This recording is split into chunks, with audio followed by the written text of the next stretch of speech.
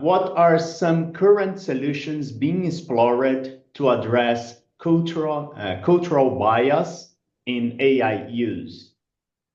So that is a great one. AI and Gen AI is so wonderful and so new and so powerful. But if you've watched the news and seen the developments over the last year, you have seen that there have been problems. There have been problems at the corporate and the government level about rolling out AI. Big companies like Google themselves have ended up slightly embarrassed, and it has to do with cultural bias. And we spoke about that when I spoke about the concept of guardrails. So how do you avoid cultural bias from coming into play in your educational and your pedagogical processes? Because that's terrible. That means you could be educating your students the wrong way or educating them in a harmful manner. The key technologies that are evolving for that are around of what I spoke with you about before when I talked about relevance augmented generation. The best way to think about that, we've thought about a large language model. Paulo, you spoke about that. That is the brain, and today's large language models are trained on literally billions of parameters. They're huge. They know a lot of things. If you ask that model a question, they will give you an answer based upon all of that data, which might not be appropriate.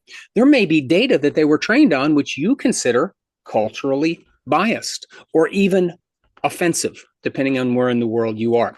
So how do you take the ability for that language model to think, but apply it only to information that fits your cultural and social guidelines? That is the retrieval augmented generation.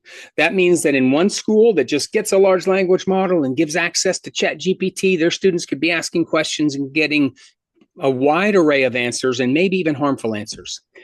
Another school may say, I want to use the learning capability of ChatGPT, but I want to restrict it to only this information on these topics that we are teaching them. So if they ask questions that are outside of that, the student will be told, I'm sorry, but that's not within the context of what we need to be talking about here.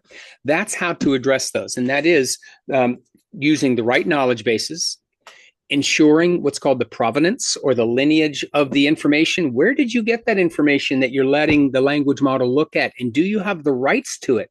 Are you creating a legal issue? And is it valid? If you know you have the right information, you create that knowledge base and you direct the large language model only to that knowledge base. That is the RAG, or retrieval augmented generation process. And that is what will make, in my opinion, the difference in safe, responsible, and appropriate use of AI.